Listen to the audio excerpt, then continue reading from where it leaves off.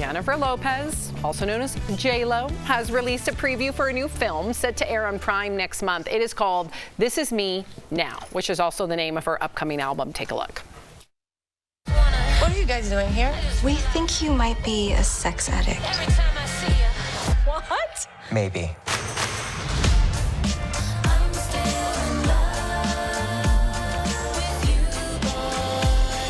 Third time's the charm? This guy don't stand a chance.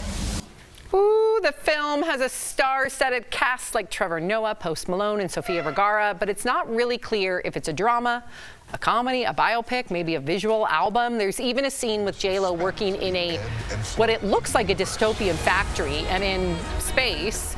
So what do you think this all means, Jeff? Because you have a perplexed look on your face. That's just my face. I don't know. I'm not really.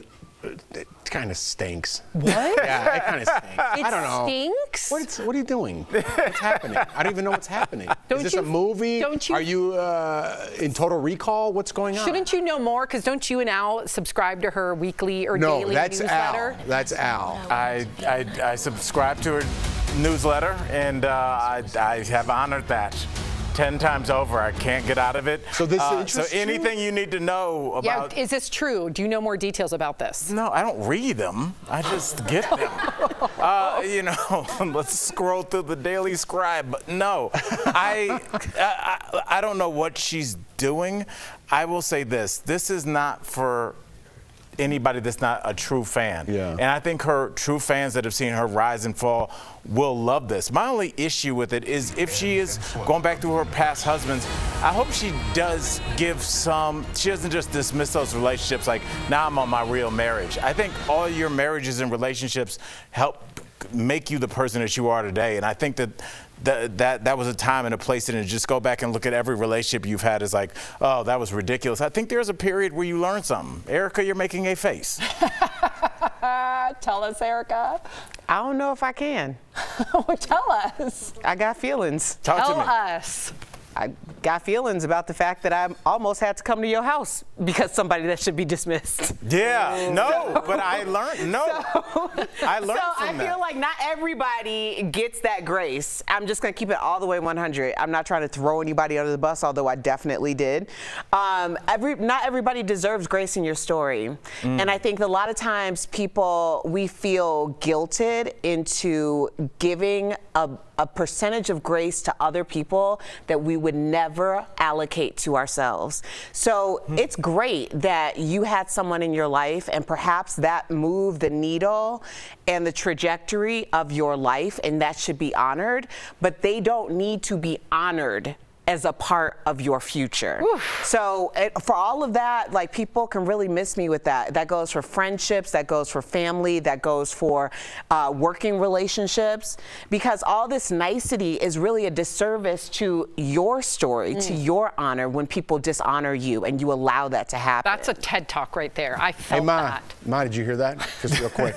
Well, she knows what I'm talking about. I will say this Final thought, then we'll go to the next story. But to bring it full circle, we got to talk about this. I remember sitting in a parking garage, and I talked to you for an hour before a stand-up show because things were going wrong in that relationship. And I remember I was at a point in my life where I knew I needed to reach out to somebody that's emotionally more intelligent than myself. Aww. And you gave me the kind of guardrails to eventually get out of that dragon's lair of a relationship. Oh, but what Erica said really is that the right word? Some reason, but I think a lot of people as well. Cauldron of that was great advice. Yeah, and what an honest moment right here. You don't see that on other talk shows. We're like really friends. Yeah. Thank you for I mean, but that was super honest to involve all our audience with that. So oh yeah, it's a girl. I love it. Refreshing. Okay. Jane Seymour says her sex life has only gotten better with age. Jane told Cosmo that at 72, sex with her boyfriend is more wonderful and passionate than anything she even remembers or ever remembers. She says it's because it's built on love, trust, and experience. Jane also said in the past she would often, quote unquote, vanish behind her significant others. She's been married 4 times and says when she met her boyfriend, she was, quote, happily alone and not looking. What do y'all think? Does sex get better with age? You're making a face again. Perplexed again? Again, that's just my face. That's just my face. I get in trouble for it all the time. My dad used to say that all the time. Like, you really reminded me of him by saying that. Like, my dad said that all the time. Yeah, like, that's the phrase I remember him by. My wife sometimes, she's like, what are you mad about? I'm like, I'm watching football games. What do you mean, what am I mad about? Does sex get better with age? Listen, sure. Okay, sure, whatever you want to believe. Again, we're talking about disparaging other people, like, oh, this is the best sex I ever had. What about your 4 other husbands? You're kind of throwing them under the bus a little bit. What if I they don't were care selfish about. in the bedroom? Maybe. I'm just sick of this card when you're 70, you got to talk about your sex life. I don't like it when you're 30 and you talk about it. I don't think it's empowering at all. I don't think saying how much sex you have at a certain age makes you cooler or more relevant, but you do get talked about in the news. So keep playing that card. I do like Jane Seymour. She is sexy. But I don't like this card that we play every time I'm 70. It's like, man, do I gets mine. Well, okay. Here's the thing. I think that this might be time, place, and definitely generational. Because I agree. There are times when I'm watching like reality television and stuff, and people are talking about like the sex in their marriage. Like, well, we assume that you're having some. I mean, we assume that. We don't need to know the inner workings of all of that. Yeah. But I do think that for especially women in their 70s in this time and space, that there was so little of the empowerment of the idea that sex was to be enjoyed by them, for them. So I think it is really important to hear women that are in their 60s, 70s, 80s saying, hey, we missed out on a whole lot. I mean, Sam and I are in our 40s, and we grew up in the fake it till you make it era. And that was supported. It was encouraged. It was take everything that you need and put it to the side for your partner. Yep. Stop it.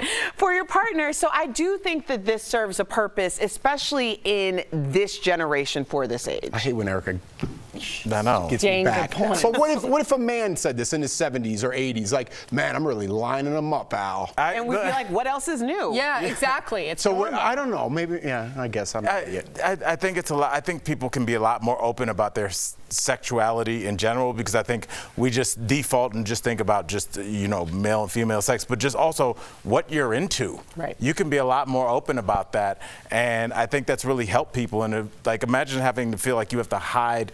That's exactly this thing what she said. You're right. That she would disappear behind whatever significant other she was with. So that, in my mind, it's exactly what you said. She would mold into them. She wouldn't say what her wants are, her desires are, her fantasies. So good on her. Go Jane.